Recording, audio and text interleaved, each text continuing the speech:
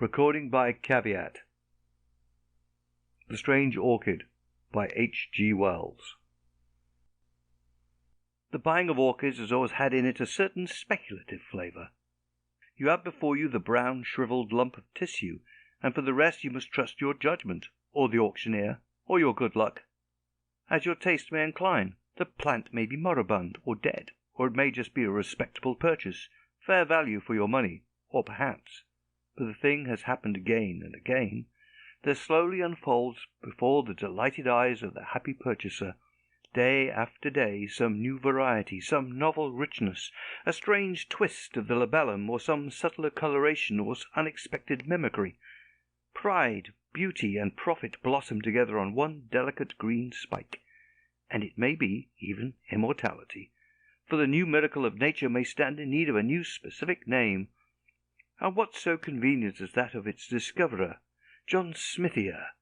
There have been worse names. It was perhaps the hope of some such happy discovery that made Winter Wedderburn such a frequent attendant at these sales, that hope, and also, maybe, the fact that he had nothing else of the slightest interest to do in the world. He was a shy, lonely, and rather ineffectual man, provided with just enough income to keep off the spur of necessity, and not enough nervous energy to make him seek any exacting employment. He might have collected stamps or coins, or translated Horace, or bound books, or invented new species of diatoms. But as it happened, he grew orchids, and had one ambitious little hothouse.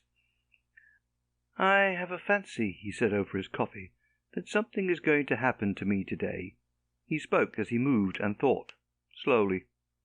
"Oh, don't say that," said his housekeeper, who was also his remote cousin, for something happening was a euphemism that meant only one thing to her. "You misunderstand me. I mean nothing unpleasant, though what I do mean I scarcely know. Today," he continued after a pause, "Peters are going to sell a batch of plants for the Andamans and the Indies. I shall go up and see what they have. It may be I shall buy something good, unawares. That may be it." He passed his cup for a second cupful of coffee. "Are these the things collected by that poor young fellow you told me of the other day?" asked his cousin as she filled his cup. "Yes," he said, and became meditative over a piece of toast. "Nothing ever does happen to me," he remarked presently, beginning to think aloud. "I wonder why. Things enough happen to other people. There is Harvey. Only the other week, on Monday, he picked up sixpence. On Wednesday, his chicks had the staggers. On Friday, his cousin came home from Australia, and on Saturday he broke his ankle. What a whirl of excitement, compared to me." "I think I would rather be without so much excitement," said his housekeeper. "It can't be good for you." "I suppose it's troublesome. Still, you see, nothing ever happens to me. When I was a little boy I never had accidents. I never fell in love as I grew up, never married. Wonder how it feels to have something happen to you, something really remarkable." That orchid collector was only 36, 20 years younger than myself, when he died, and he had been married twice and divorced once. He had had malarial fever 4 times, and once he broke his thigh. He killed a Malay once, and once he was wounded by a poisoned dart, and in the end he was killed by jungle leeches.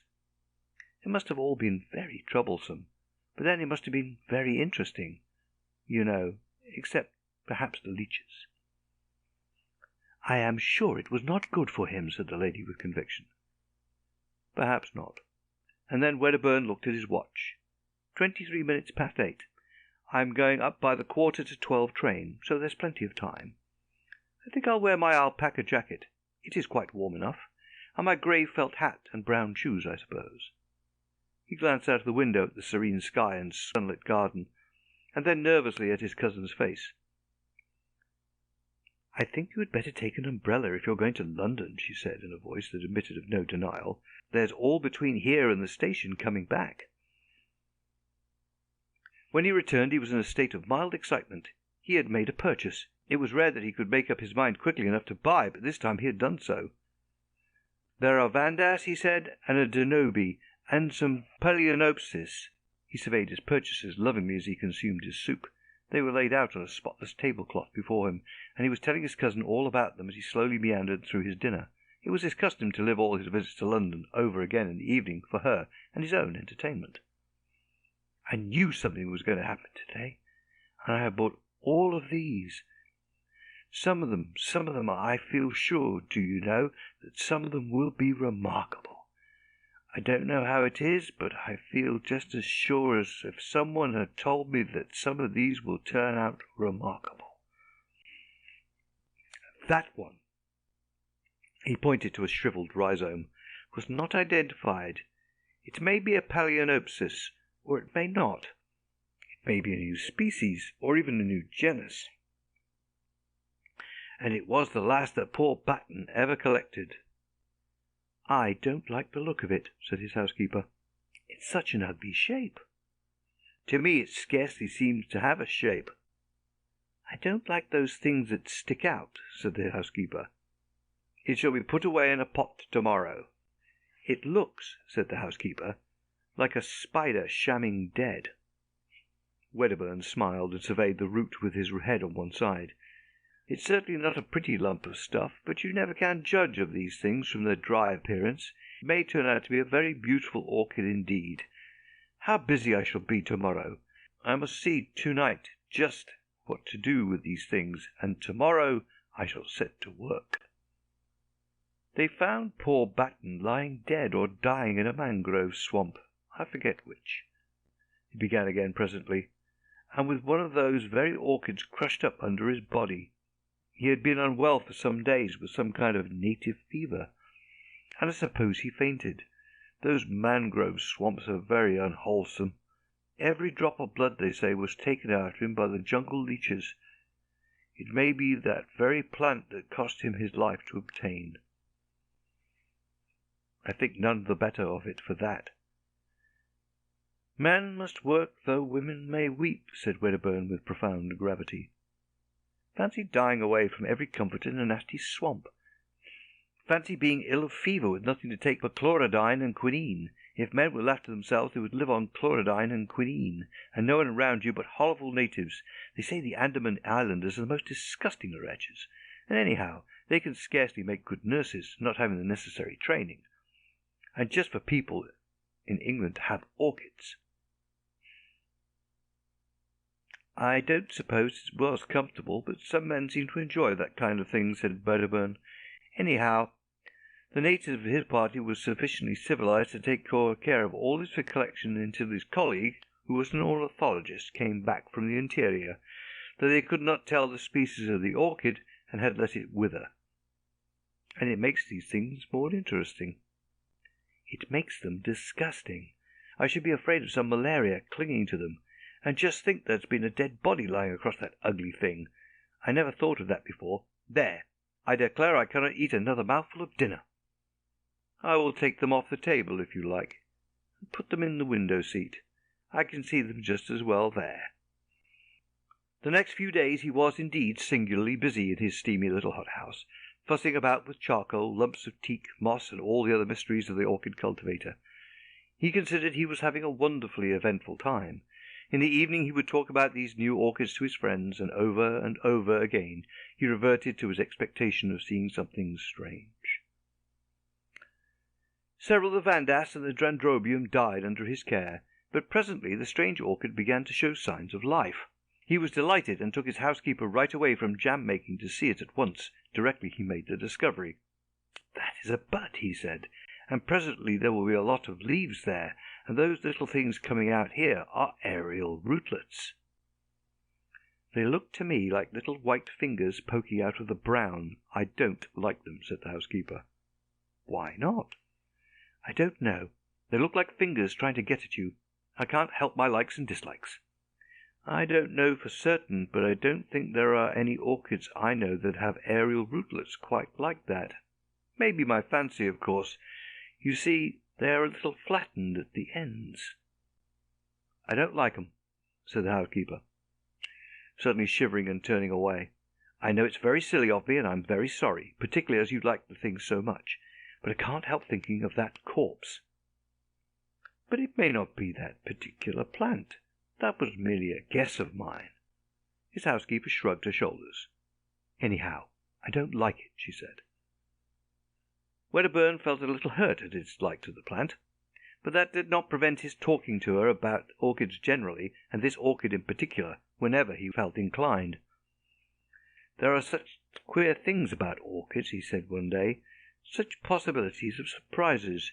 You know, Darwin studied their fertilization and showed that the whole structure of an ordinary orchid flower was contrived in order that moths might carry the pollen from plant to plant.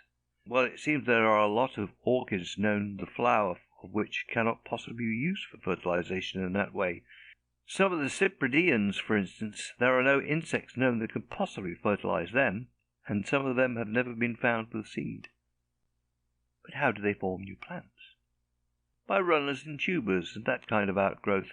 That is easily explained. The puzzle is, what are the flowers for?" "Very likely," he added, "my orchid may be something extraordinary in that way. If so, I shall study it. I have often thought of making researches as Darwin did, but hitherto I have not found the time, or something else has happened to prevent it. The leaves are beginning to unfold now. I do wish you would come and see it." But she said that the orchid house was so hot it gave her the headache. She had seen the plant once again, and the aerial rootlets, which were now some of them more than a foot long, had unfortunately reminded her of tentacles reaching out after something, and they had got into her dreams, growing after her with incredible rapidity, so that she had settled to her entire satisfaction she would not see that plant again, and Wedderburn had to admire its leaves alone. They were of the ordinary broad form, and a deep glossy green with splotches and dots of deep red about the base. He knew of no other leaves quite like them. The plant was placed on a low bench near the thermometer, and close by a simple arrangement by which a tap dripped on the hot water pipes and kept the air steamy. And he spent his afternoons now with some regularity, meditating on the approaching flowering of his strange plant. And at last the great thing happened. Directly he entered that little glass house he knew that the spike had burst, and although his great Polyanthus lowi hid the corner where the new darling stood, there was a new odour in the air, a rich, intensely sweet scent that overpowered every other in that crowded, steaming little greenhouse. Directly he noticed this, he hurried down to the strange orchid, and behold, the trailing green spikes bore now 3 great splashes of blossom, from which this overpowering sweetness proceeded. He stopped before them in an ecstasy of admiration. The flowers were white, with streaks of gold and orange upon the petals. The heavy labellum was coiled into an intricate projection, and a wonderful bluish purple mingled there with the gold. He could see at once that the genus was altogether a new one, and the insufferable scent. How hot the place was! The blossoms swam before his eyes. He would see if the temperature was right. He made a step towards the thermometer. Suddenly everything appeared unsteady. The bricks on the floor were dancing up and down. Then the white blossoms, the green leaves behind him, the whole greenhouse seemed to sweep sideways, and then in a curve upward. At 4:30 his cousin made the tea, according to their invariable custom, but Wedderburn did not come in for his tea. "He is worshipping that horrid orchid," she told herself, and waited 10 minutes. "I will go and call him." She went straight to the hothouse, and opening the door called his name. There was no reply. She noticed that the air was very close, and loaded with an intense perfume. Then she saw something lying on the bricks between the hot water pipes. For a minute, perhaps, she stood motionless. He was lying, face upward, at the foot of the strange orchid. The tentacle-like aerial rootlets no longer swayed freely in the air, but were crowded together, a tangle of grey ropes, and stretched tight with their ends closely applied to his chin and neck and hands. She did not understand, and then she saw from under one of the exultant tentacles upon his cheek there trickled a little thread of blood. With an inarticulate cry she ran towards him and tried to pull him away from the leech-like suckers. She snapped 2 of these tentacles, and their sap dripped red. Then the overpowering scent of the blossom began to make her head reel. How they clung to him! She tore at the tough ropes, and he and the white inflorescence swam about her. She felt she was fainting, knew she must not. She left him and hastily opened the nearest door, and after she had panted for a moment in the fresh air, she had a brilliant inspiration. She caught up a flower-pot and smashed in the windows at the end of the greenhouse. Then she re-entered. She tugged now with renewed strength at Wedderburn's motionless body, and brought the strange orchid crashing to the floor. It still clung with grimmest tenacity to its victim. In a frenzy she lugged it and him into the open air. Then she thought of tearing through the sucker rootlets one by one, and in another minute she had released him and was dragging him away from the horror. He was white and bleeding from a dozen circular patches. The odd job man was coming up the garden, amazed at the smashing of glass, and saw her emerge holding the inanimate body with red-stained hands. For a moment he thought impossible things. "Bring some water!" she cried, and her voice dispelled his fancies. When, with unnatural alacrity, he returned with the water, he found her weeping with excitement, and with Wedderburn's head upon her knee, wiping the blood from his face. "What's the matter?" said Wedderburn, opening his eyes feebly, and closing them again at once. "Go and tell Annie to come out here to me, and then go for Dr. Haddon at once," she said to the odd job man as soon as he brought the water, and added, seeing he hesitated, "I will tell you all about it when you come back." Presently Wedderburn opened his eyes again, and seeing that he was troubled by the puzzle of his position, she explained to him, "You fainted in the hothouse." "And the orchid?" "I will see to that," she said. Wedderburn had lost a great deal of blood, but beyond that he had suffered no very great injury. They gave him brandy mixed with some pink extract of meat, and carried him upstairs to bed. His housekeeper told her incredible story in fragments to Dr. Haddon. "Come to the orchid house and see," she said. The cold outer air was blowing in through the open door, and the sickly perfume was almost dispelled. Most of the torn aerial rootlets lay already withered amongst a number of dark stains upon the bricks. The stem of the inflorescence was broken by the fall of the plant, and the flowers were growing limp and brown at the edges of the petals. The doctor stooped towards it, then saw that one of the aerial rootlets still stirred feebly, and hesitated. The next morning the strange orchid still lay there, black now and pubescent. The door banged intermittently in the morning breeze, and all the array of Wedderburn's orchids was shriveled and prostrate. But Wedderburn himself was bright and garrulous upstairs in the story of his strange adventure. End of The Strange Orchid.